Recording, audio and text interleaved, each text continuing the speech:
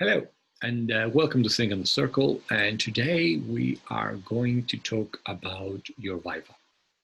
You're reaching that crucial point where you are either thinking or maybe you're even about to be examined orally. We're going to talk a little bit about hints and tips in this video. We're going to talk about the process of the Viva. And at the end, in the description of this video, you will have just about 200 questions that you might use to prepare for your Viva.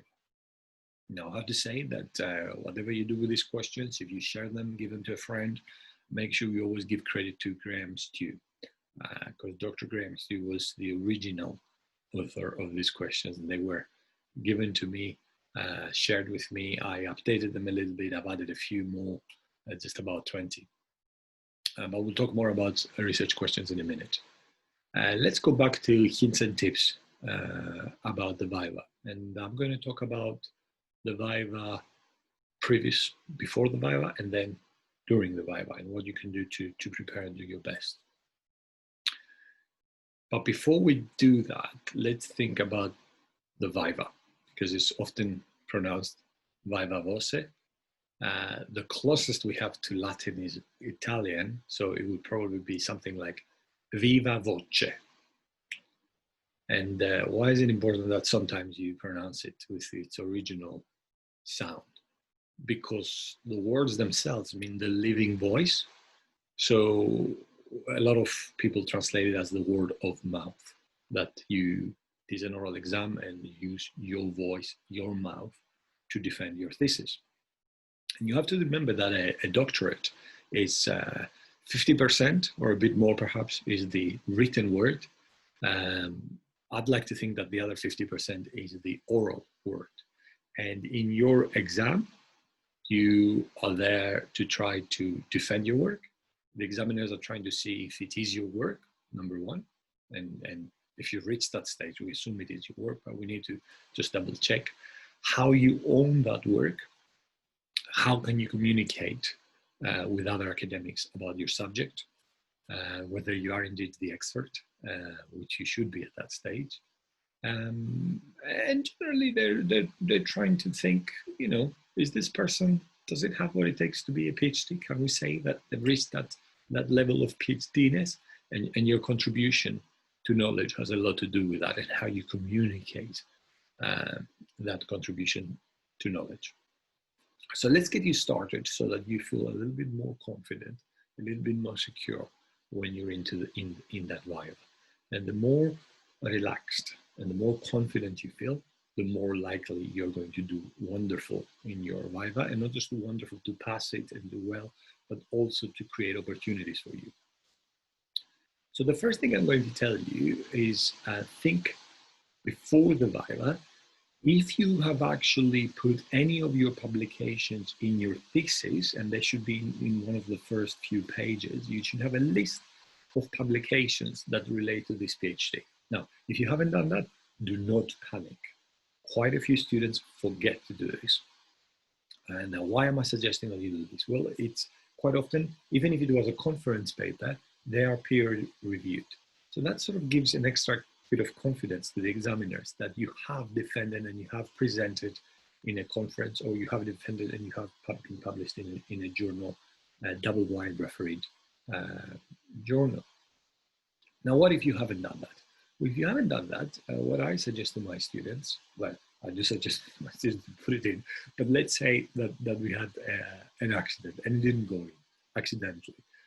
I say print a page if the Viva or the Viva-voce is going to be in person. If it's going to be digitally, you can always share, depending on whether you're using Zoom or Teams or whatever software you're using, you can always share your page in Teams. And at the very beginning, that could be one of the things that you start to say, can I just share with you some of the publications that have derived out of this PhD. Great little trick to show that you are indeed the expert. Before you even reach that room, you need to think about the examiners. Now, I'm hoping that you had something to do with the choice of examiners. And in most universities that I know of, at least, you will discuss the examiners and the choice of examiners with your supervisor.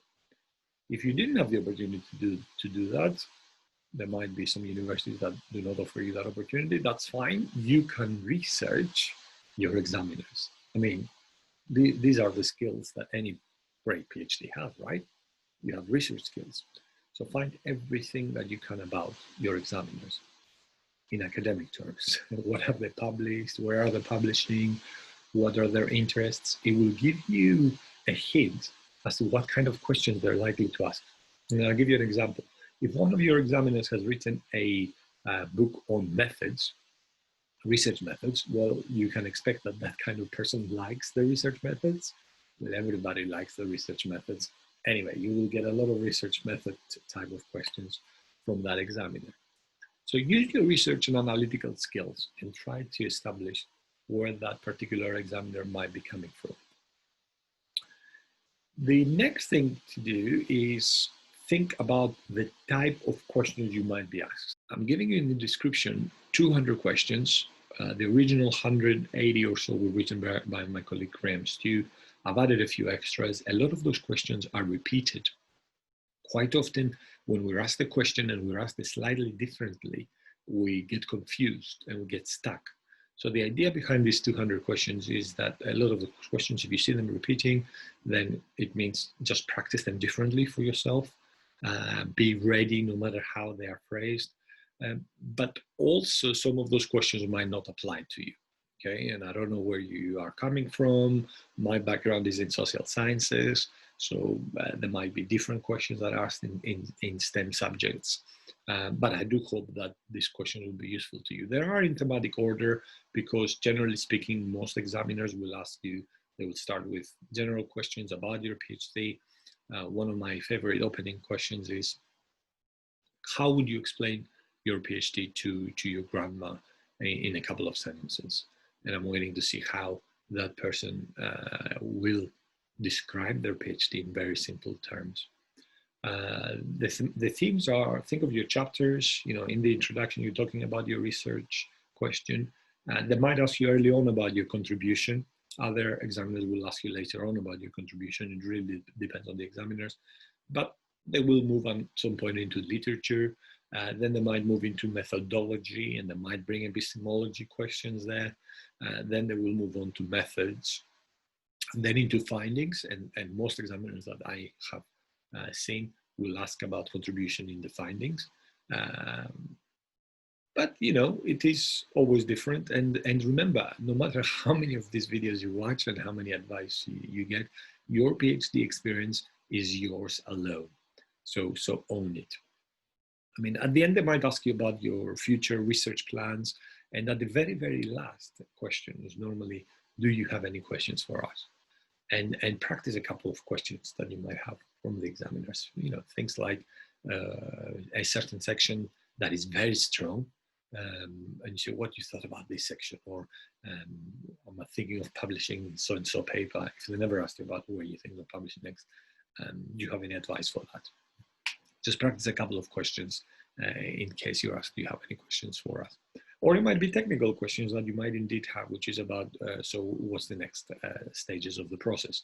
At which point the chair will explain if they haven't already. Now you've got these 200 questions, and also I've given you a link to a PhD questions repository, so there are probably even more questions there.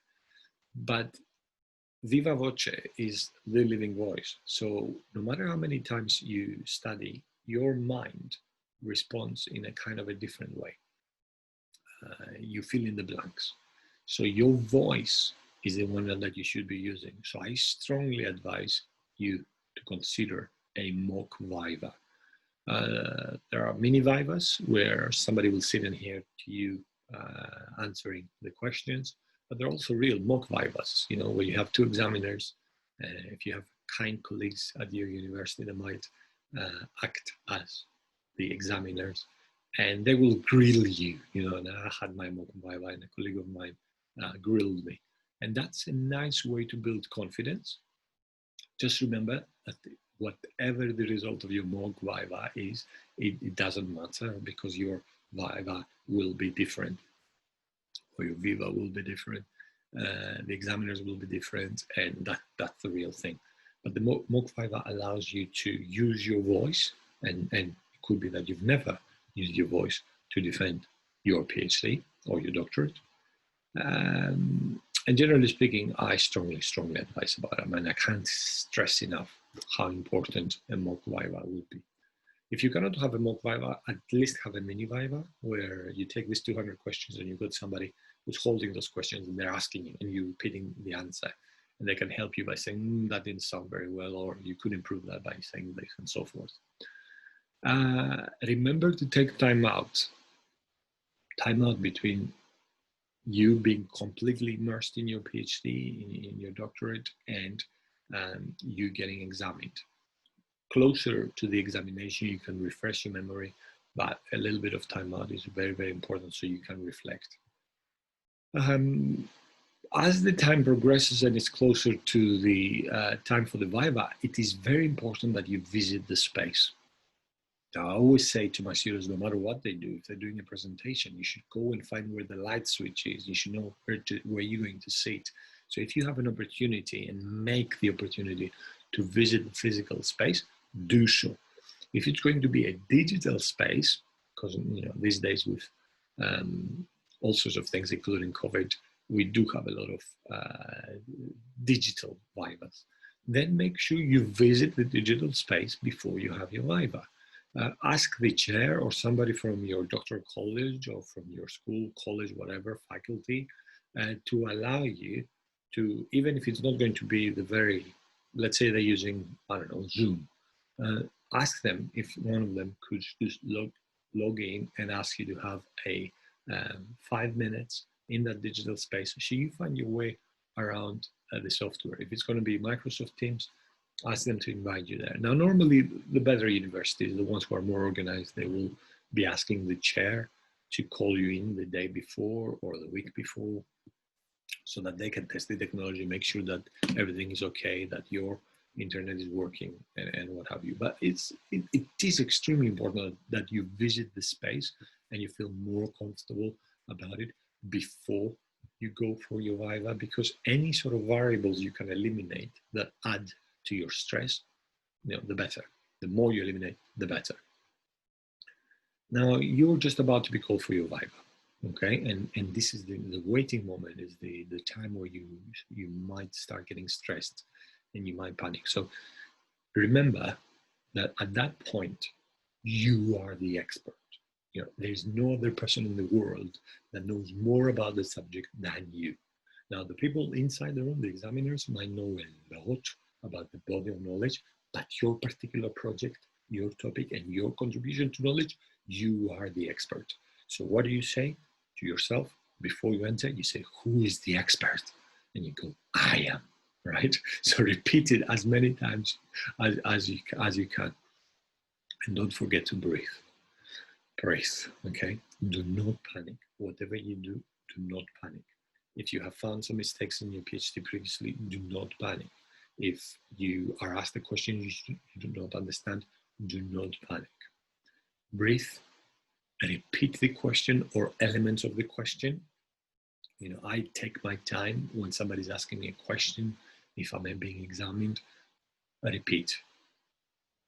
Describe your PhD to us in 2 sentences. Right. Now that's a tough one, to describe my PhD in 2 sentences. See what I did there?